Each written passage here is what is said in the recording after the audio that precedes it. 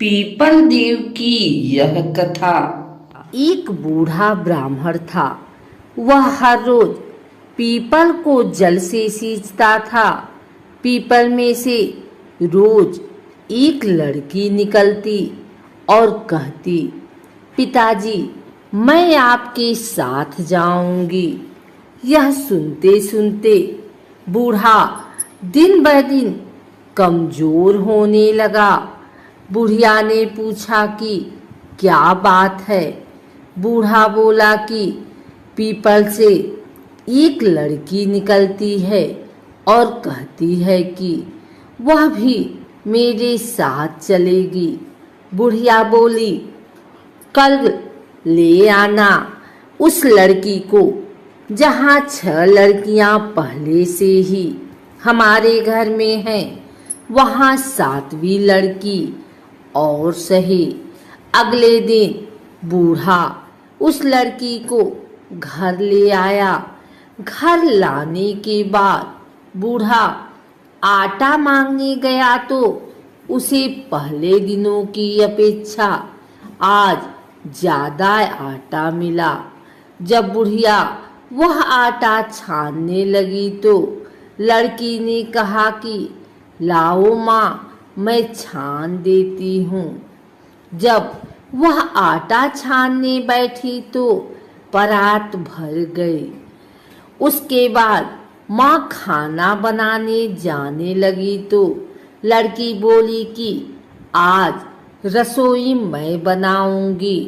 तो बुढ़िया बोली कि ना, तेरे हाथ जल जाएंगे।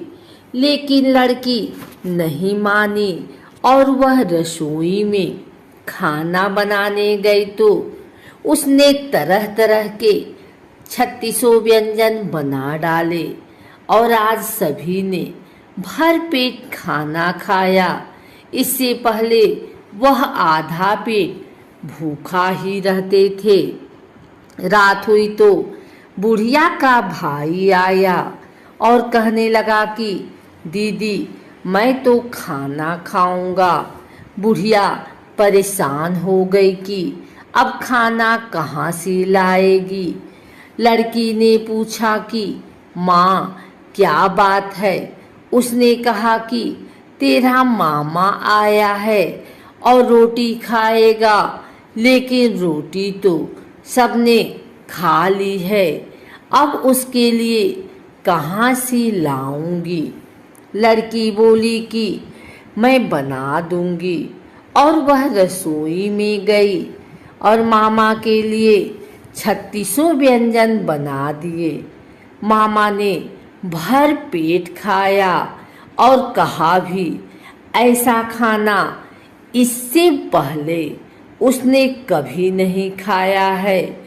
बुढ़िया ने कहा कि भाई, तेरी पावनी भांजी है, उसी ने बनाया है। शाम हुई तो लड़की बोली कि माँ, चौका लगा के चौके पर दिया जला देना, कोठे में मैं सोऊंगी। बुढ़िया बोली कि ना बेटे, तू डर जाएगी। लेकिन वह बोली कि ना, मैं ना डरूंगी, मैं अंदर कोठे में ही सोऊंगी। वह कोठे में ही जाकर सो गई। आधी रात को लड़की उठी और चारों ओर आँख मारी तो धन ही धन हो गया। वह बाहर जाने लगी तो एक बूढ़ा ब्राह्मण सो रहा था। उसने देखा तो कहा कि बेटी, तू कहाँ चली। लड़की बोली कि मैं तो दरिद्रता दूर करने आई थी। अगर तुम्हें दूर करवानी है तो करवा लो। उसने बूढ़े के घर में भी आँख से देखा तो चारों ओर धन ही धन हो गया। सुबह सवेरे सब उठे तो लड़की को न पाकर उसे ढूंढने लगे कि पावनी बेटी कहाँ चली गई। बूढ़ा ब्राह्मण बोला कि वह तो लक्ष्मी माता थी। जो तुम्हारे साथ मेरी दरिद्रता भी दूर कर गई। हे लक्ष्मी माता, जैसे आपने उनकी दरिद्रता दूर की, वैसे ही सबकी करना। पीपल देवताओं का साकार रूप है। पीपल को जल चढ़ाने से देवता सकारात्मक ऊर्जा बढ़ाते हैं। पीपल में प्राण वायु बढ़ती है एवं प्रदूषण समाप्त होता है, जो एक दैविक कर्म है। पीपल पेड़ों में सबसे श्रेष्ठ माना जाता है। यहाँ तक कि भगवान श्री कृष्ण ने गीता में सभी वृक्षों में अपने आप को पीपल का वृक्ष बताया है। साक्षात भगवान विष्णु अथवा भगवान कृष्ण का ही स्वरूप है।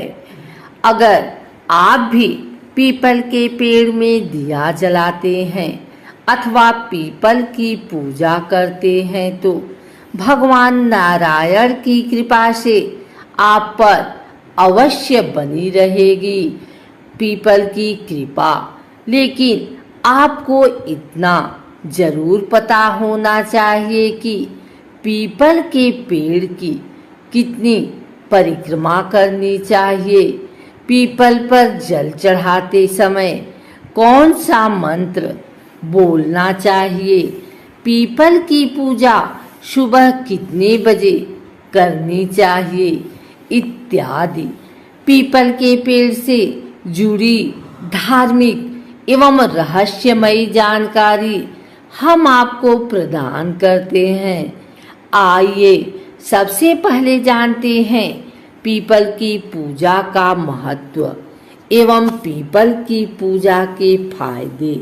उसके बाद हम जानेंगे कि पीपल के पेड़ की कितनी परिक्रमा करनी चाहिए।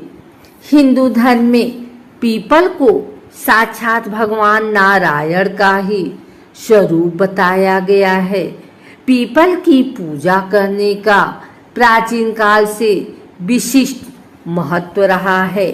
पीपल की पूजा करने मात्र से भगवान नारायण एवं महालक्ष्मी की पूजा की जाती है। अक्सर लोग अमावस्या एवं पूर्णिमा के दिन पीपल की पूजा करते हैं।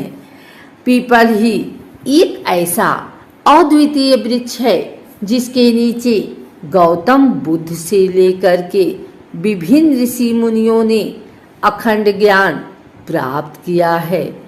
पीपल के वृक्ष को देखकर हैरान होते हैं, क्योंकि पीपल का ही एकमात्र ऐसा वृक्ष है जो 24 घंटे ऑक्सीजन छोड़ता है।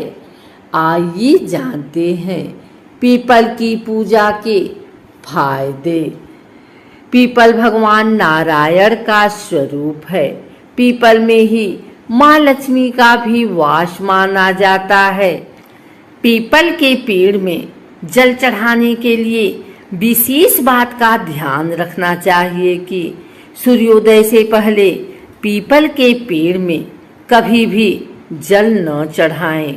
सूर्योदय से पहले पीपल का पेड़ देखना भी नहीं चाहिए और ना ही पीपल के पेड़ के पास जाना चाहिए। जब सूरज उग जाता है उसके बाद ही पीपल के पेड़ में जल चढ़ाना चाहिए।